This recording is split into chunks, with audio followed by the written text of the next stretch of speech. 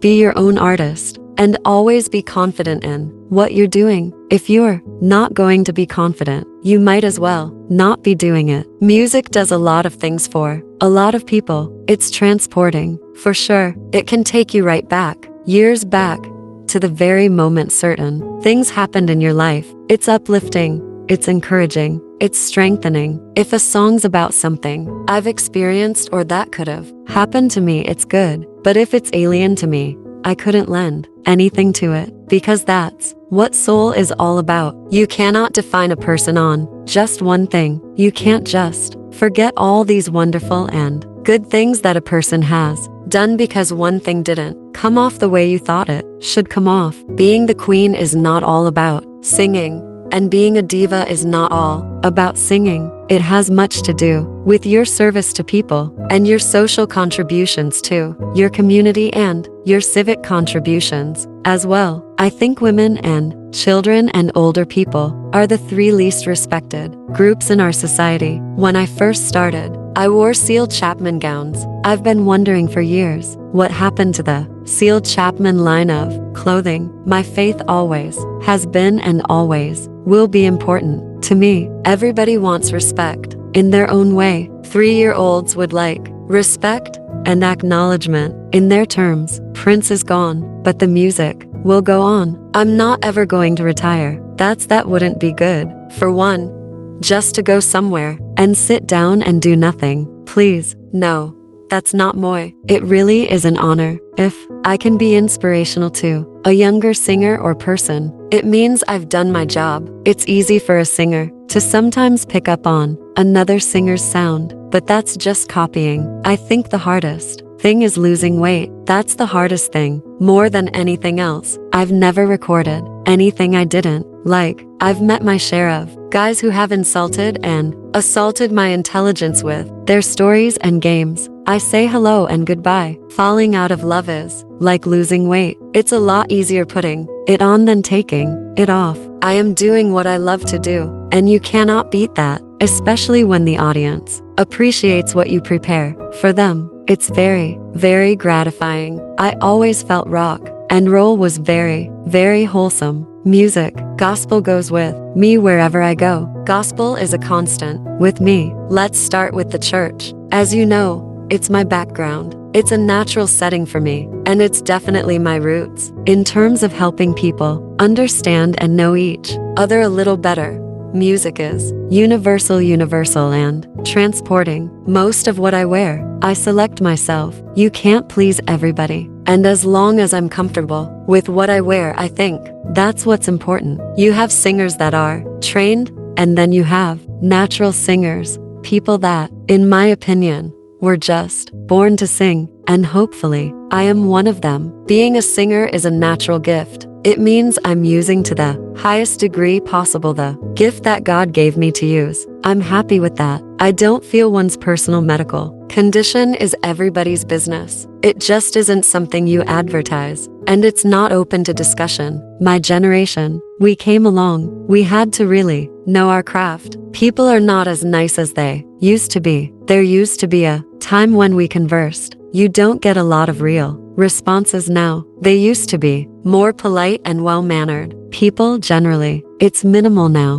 We didn't have music videos. You weren't an overnight sensation. You had to work at it and learn your craft, how to take care of your voice, how to pace your concerts, all that trial and error. The term socket to me was a big thing in our neighborhood. All the kids were saying it. Now, occasionally I will still have that quarter pounder because I love fast food, but you have to keep it to a minimum. I'm never tired of going to the studio. I enjoy recording and documenting everything and trying new things. I go to the healthier foods that are less chemically treated. I am drinking lots of water to get rid of the toxins in my body. It's a natural flushing. Water flushes your system and is also very good for your skin. I paid my dues. I certainly did. I like writing and don't confine myself to just the words or just the music, but I don't particularly write songs with myself in mind. It's very satisfying to perform the way you want to and the way you know that you can. I loved going to church. I enjoyed being a part of the choir and just doing things in and around the church. But as a young girl, I certainly enjoyed watching and listening to my dad, who hasn't had a weight issue, if not the body, certainly the big head. Men don't like eating out of cans, and I don't like eating out of cans too much either. Men have always been gentlemen to me, responsible people with healthy attitudes. There is no way in the world anyone else could do my wedding other than myself, along with whomever I select to do various things. I can say that my big records and my success have been due to the backing which Atlantic have put behind me. John Legend is, in my opinion, classic. He is one of the best finds that has come along in a long time. I didn't really want to sing at first, but my dad insisted that I do. We all require and want respect, man or woman, black or white. It's our basic human right.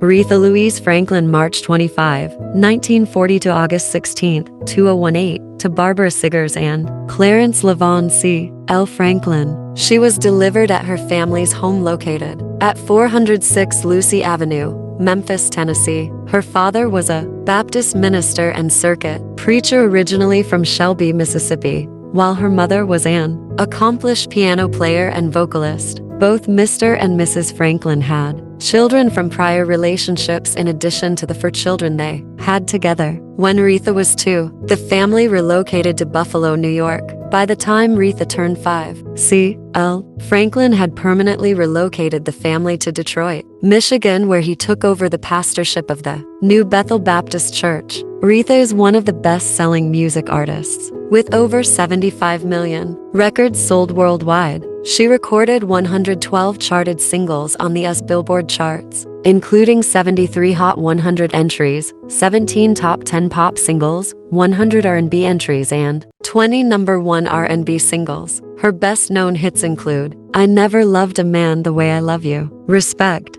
You Make Me Feel Like a Natural Woman, Chain of Fools, Think, I Say a Little Prayer, Ain't No Way, Call Me, Don't Play That Song, You Lied, Spanish Harlem, Rock Steady, Daydreaming, Until You Come Back to Me, That's What I'm Gonna Do, Something He Can Feel, Jump to It, Freeway of Love, Who's Zoom In Who, I Knew You Were Waiting for Me, a duet with George Michael, and A Rose Is Still a Rose. Aside from music, she appeared in the 1980 film The Blues Brothers. Aretha received numerous honors throughout her career. She won 18 Grammy Awards out of 40 for nominations, including the first 8 awards given for Best Female R&B Vocal Performance 1968-1975, a Grammy Awards Living Legend Honor and Lifetime Achievement Award. She was also awarded the National Medal of Arts and the Presidential Medal of Freedom. In 1987, she became the first female artist to be inducted into the Rock and Roll Hall of Fame. Her other inductions include the UK Music Hall of Fame in 2005, the Gospel Music Hall of Fame in 2012, and posthumously the National Women's Hall of Fame in 2020. In 2019, the Pulitzer Prize jury awarded her a posthumous special citation for her indelible contribution to American music and culture for more than 5 decades.